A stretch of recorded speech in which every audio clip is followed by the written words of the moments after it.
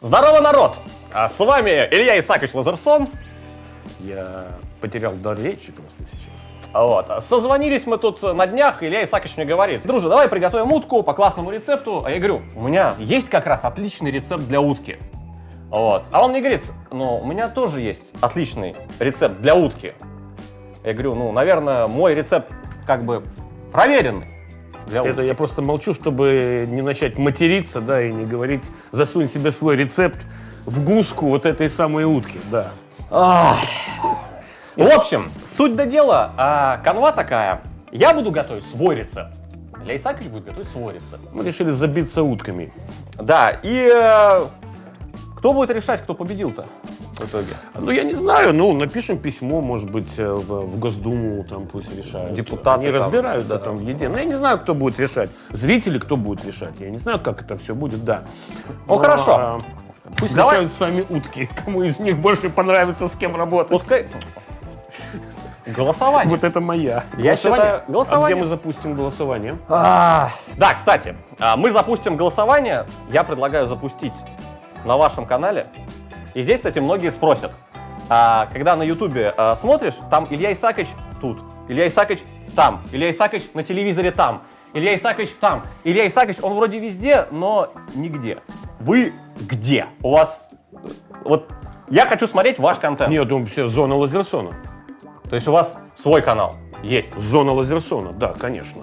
Народ, если кто не в курсе, недавно это мы подвели, само собой, открылся канал, который полностью канал Ильи Исааковича. Если кто любит готовить, если кто любит гайды по еде, по вкусной еде, то ссылка будет в описании. Там же будет, ну, ваш ролик у вас, мой ролик у меня.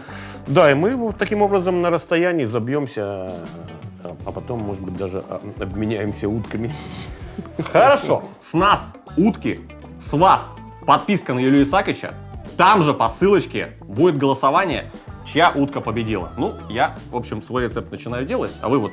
А я забираю утку вам? и иду делать Это свой вам? рецепт. Который будет по ссылочке в описании. Ладно, друзья мои, короче, я не знаю, что там готовит дедушка Лазерсон, но я уверен, что он будет фигачить что-нибудь такое, типа, старперское, типа возьмет утку, там, не знаю, натолкает что-то. Я, кстати, уверен, что он будет утку делать целиком. Ну, потому что мы такие, о, утка целиком. А я думаю, что я возьму грудки. Потому что если можно взять утиные грудки, то нафига возиться с костями? Сейчас потроллим его. Илья Исаакович, а вы, небось, сейчас готовите утеечку целиком, с костями, со всякими вот с этим всем, да? Ладно, сейчас подождем, может, что-нибудь ответит. Моя цель — затроллить врага. Пока распакуем грудки. Забавная упаковка грудок. Для мертвых животных они достаточно радостные. Ура, нас убили, нас съедят, клево такие. Так, вакуумные грудочки. Вот, мяса достаточно и много кожи. И эта кожа супер жирная, а я хочу, чтобы она была хрустящая. Как мы этого добьемся? Так, отлично. О, Илья Исаакович, кстати, что-то ответил. Да, я готовлю целую утку, но знаешь, только не с костями, а без, потому что я знаю, как у уточки растут кости, и я умею их вынимать, потому что у меня в утке нет основных костей. Моя уточка будет удобно нарезаться, и моим гостям очень удобно будет ее есть. Так что у меня уточка без шеи, практически без костей и без всякого такого, как ты сказал, между прочим. Короче, этот старый сыч не понимает, что чтобы не было костей, можно купить уже части без костей. Окей. И наверняка Илья Исаакович будет готовить в духовке. Типа, я запихаю в духовку и надеюсь, что-нибудь получится. Я не буду надеяться. Я хочу, чтобы у меня утиная грудка была готова с точностью до градуса. Поэтому я возьму, собственно, су-вид. И при 58 градусах у нас будет такая медиум-рейрная грудочка. Вот, поставим. Видите, все как точно. 58. Даже пускай будет 58,5 градусов. Вот так, погнали. Причем кожу мы будем готовить отдельно, чтобы она была чипсинкой, такой хрустяшкой.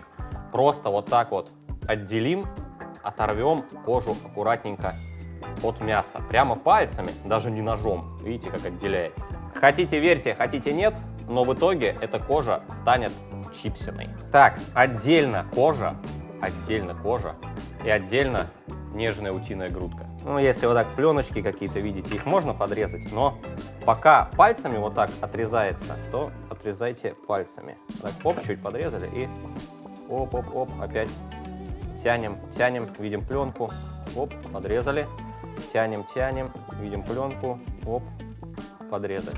Теперь кожу мы положим вот так вот, и чтобы наши чипсинки были солоноватые и вкусные, замаринуем минуточек на 20 в соевом соусе. Вот так прям, пускай полежит внутри. Теперь возьмем немножечко тимьяна, и чтобы у нас был такой тимьяновый вкус, утка с тимьяном, это просто нечто, это потрясающе. Вот, пахнет божественно. Соль, перец, тимьян, ничего в сувид мы больше не кладем. Никакого масла не надо, ничего. Просто вот так немножечко тимьянчика. Немножко, буквально чуть-чуть соли и перца. Вот так, капельку.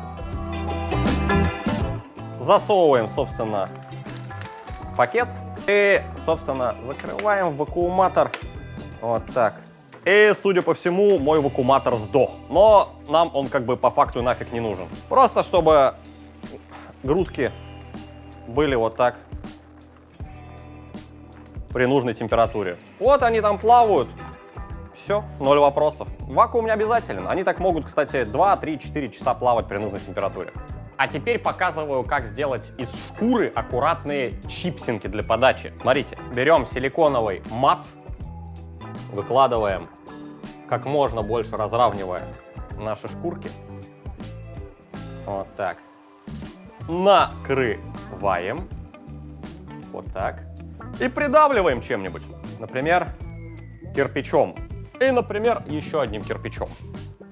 И отправляем в духовку. 180 градусов, 2 часа. Жир вытопится и останется аккуратные такие, как лист бумаги, хрустяшки. А теперь ключевой момент. Я не знаю, что там делает Илья Исаакович, но мы сделаем по факту молекулярненькую кухню. Мы сделаем икру, апельсиновую икру. И мы сделаем малиновый мусс, такую малиновую пену, такой легкий-легкий мусс в виде подачи, в виде соуса.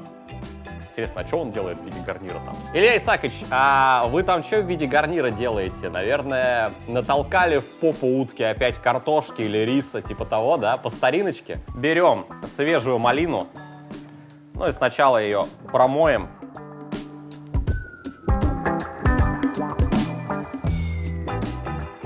Промыв, засыпаем в блендер.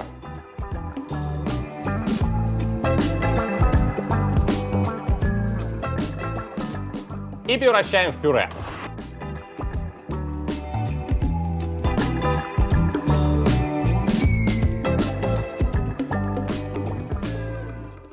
Сейчас послушаем. Я не пихал утке в попу картошку, потому что по моему большому поварскому опыту утке в попу картошка не влезает. Рис-то влезает, а картошка нет. У меня, знаешь ли, яблочки. Яблочки — это такие фруктики, которые растут Пауза. Я знал, что он что-то будет заталкивать утки в попу. на деревьях. Ты, наверное, никогда не видел яблочек, а я видел. Вот. А еще хлебушек — это такая штучка, которую пекут в печи или в духовке. Вот. Хлебушек для того, чтобы он впитывал соки из утки, чтобы соки оставались внутри, и соки из яблока при приготовлении утки. Так что у меня, знаешь ли, гарнирчик правильный и грамотный. Посмотрим, что будет у тебя. Взрослый старый еврей. А выпендривается, как школьники в комментах. Ладно, процедим наш мусс будущий от семечек. Потому что семечки, даже перемолотые, они все равно могут хрустеть. И будет не очень молекулярненько.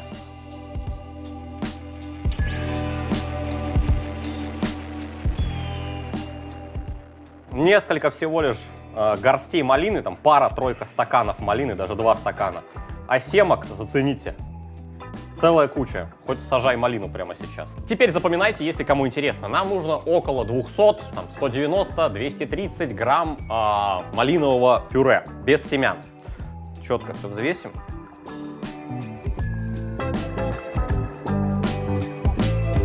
И доводим до кипения. Возвращаем все это дело в блендер. Добавляем чайную ложечку агар-агара. Вот так. И размешиваем, добавляя туда 500 мл молока.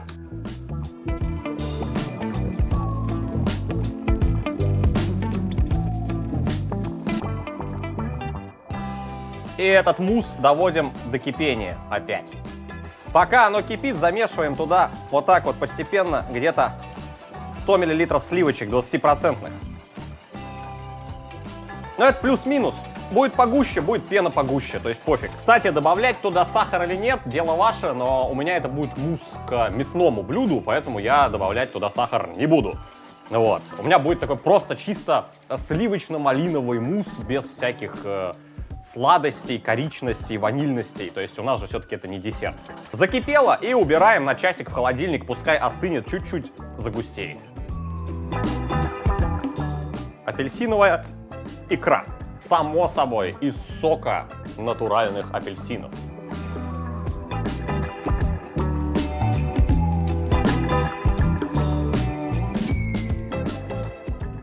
Нам нужно 200 мл сока. Итак, ставим на газ 200 мл сока. Апельсины достаточно кисленькие, я буквально чайную ложечку сахара добавлю, просто буквально вот так вот. И агар-агар, где-то 5 грамм. Вот так, разводим его. Прямо вот так. И чтобы это дело было ярким, потому что сам по себе апельсиновый сок, он такой себе, чтобы было похоже на икру, можно добавить немного пищевого красителя безвкусного. Каплю. О! Ну, так, еще чуть-чуть. Во! Вот это, друзья мои, уже... Ну, цвет уже икорный, да? Другое дело. Клево. Икра из агара делается с помощью ледяного масла. То есть вам нужно обычное, рафинированное, дезодорированное, то есть максимально безвкусное любое масло. И вам нужно его заранее положить в морозилку. То есть нужно, чтобы оно было не твердое, но такое сильно холодное. Смотрите, что происходит. Ледяное масло наливаем в глубокий стакан.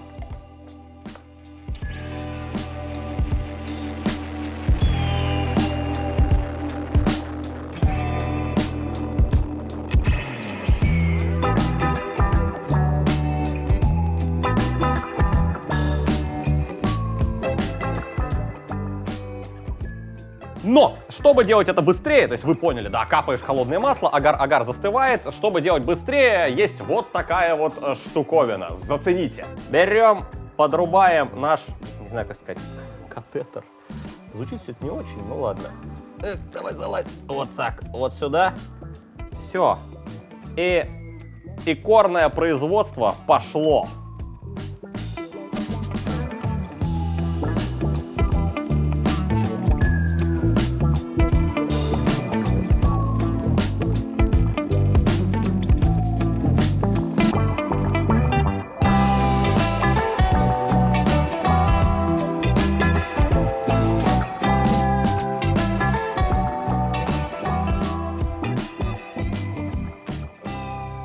Ну и чтобы рецепт был совсем жирным, мы взяли немного фуагры.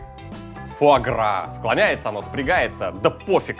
Это, короче, утиная печень. У нас будет утка, филе утки с хрустящей кожицей соевой утки с печенью утки. Блин, фуагра очень вкусная штука. Многие говорят, что несчастных уток мучают ради того, чтобы у них была такая жирная печень. Но я хочу возразить. Если Бог не хотел бы, чтобы мы ели животных, зачем Он сделал их такими, сука, вкусными? Ответьте мне в комментариях на этот вопрос. Так, посмотрим, тут у нас жир. И бэм, просто масло. Посмотрите, просто крем. Это божественно. Я нарежу вот такими кусочками фуагра. Ну, вот такими. Потому что оно усядет, пока мы будем все это дело обжаривать. Вот так вот.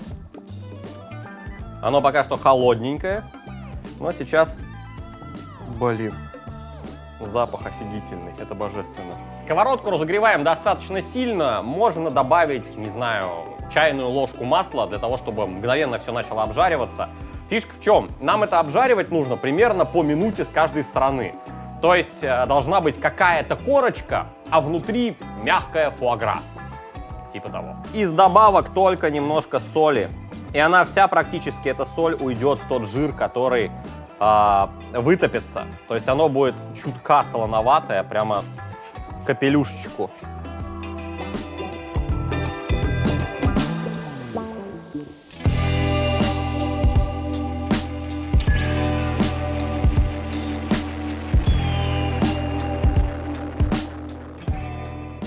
И спустя минуту переворачиваем. Вот так.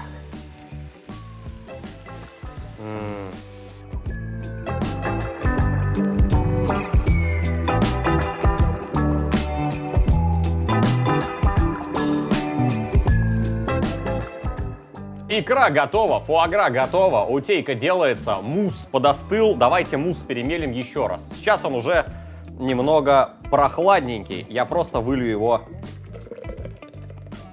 Оп. И еще раз его перемелим. А для этого нам понадобится, я не помню, как эта штука называется, по-моему, сифон. Короче, мы проведем пенизацию. Прозвучало не очень. Мульсификацию. Короче, у нас должна получиться типа такая достаточно густая пена. Заливаем все это дело в сифон. Отлично. Закручиваем его. Прилаживаем сюда баллончик и делаем так. Бэм. Взбалтываем. И в итоге у нас получается вот какая штука. Зацените. Примерно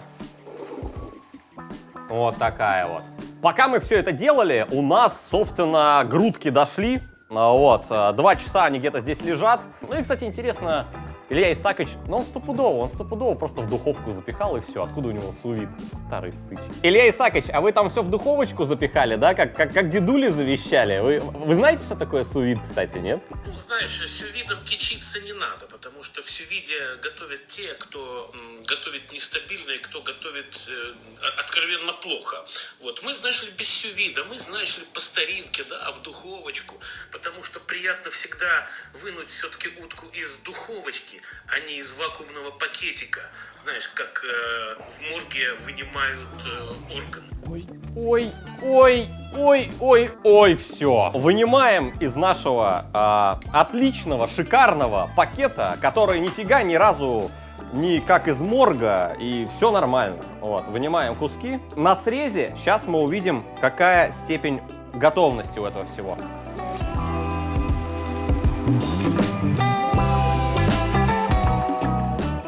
Лишний тимьян я убрал. Ну, конечно, можно задать какую-то корочку, если вы хотите. Хотя фишка в том, что это идеальная прожарка, и нарезаться оно будет очень тонко. Но, в принципе, можно и немножко задать корочку, которая не повлияет на прожарку совсем.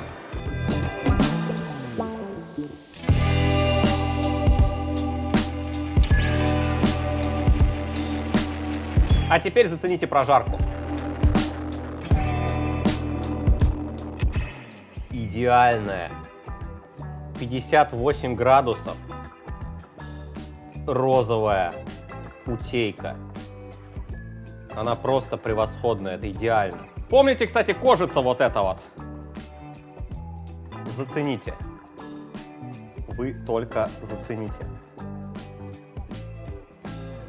Вот так как-то.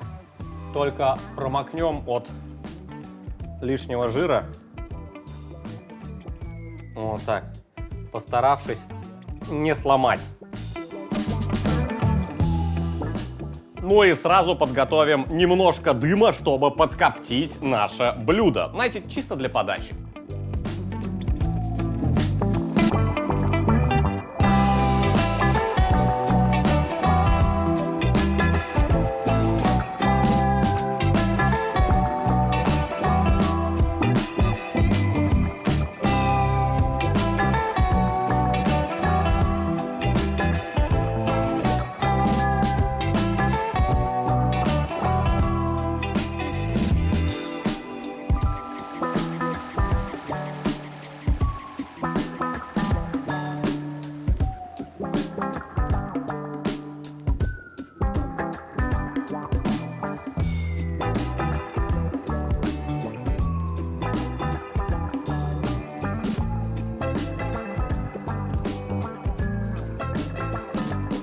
Коптим так пару минут, чисто для пикантности.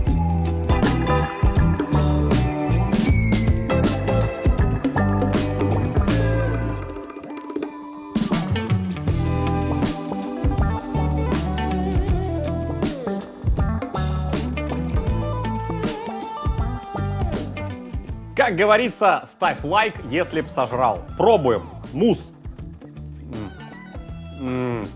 Очень интересное сочетание. Дымные малины, икра. Наша икорочка офигительная. Пробуем. Апельсиновый сок, слегка сладковатый.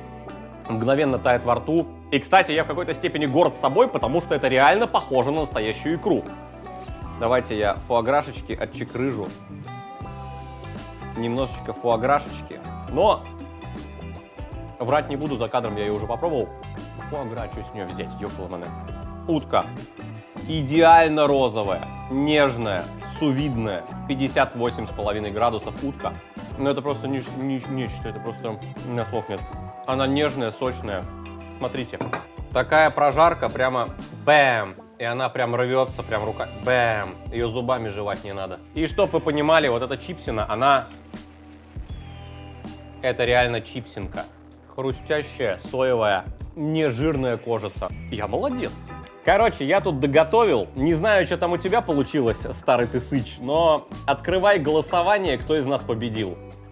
Ты мое видео не видел, я твое тоже. Открывай голосование, кто из нас победил. Народ, мне очень интересно узнать, вы думаете, что обычная духовочная утка Лазерсона победит? Или вот вы бы съели то, что сделал я. Вот это вот божественное с малиновым муссом, с чипсинкой, с апельсиновой икрой. То есть вот просто... Ссылочка на голосование будет под этим видосиком. Заходите, проголосуйте. За меня проголосуйте, понятное дело, вы мои подписчики или Лазерсона. Ну и на самом деле я так сказал, мои или Лазерсона. Я вам напоминаю, что у Ильи Исааковича Лазерсона, какой бы он старый еврей ни был, у него есть свой канал, собственный, новый канал, на котором он готовит, ну не так хорошо, как я, конечно, но достойно, непосредственно, очень хорошо готовит. То есть я готовлю божественно, а он ничего так, прям нормально, ну то есть покатит, ну то есть заслуживает подписки. Поэтому проходим по ссылочке в описании, голосуем за меня, само собой за меня. Вот, голосование будет на канале Лазерсона. Канал называется Зона Лазерсона. Запомнить очень легко. Зона Лазерсона. Офигеть. Вот, подпишитесь на него. Он норм. Я думаю, что его утка тоже ничего такая. Ну, вы знаете, не очень, но ничего такая. По крайней мере, лучше, чем на всех остальных каналах на ютубе. А с вами был славный дружа Обломов. Кушайте много, кушайте вкусно. Огромное спасибо всем, кто ставит пальцы вверх. Всем пока.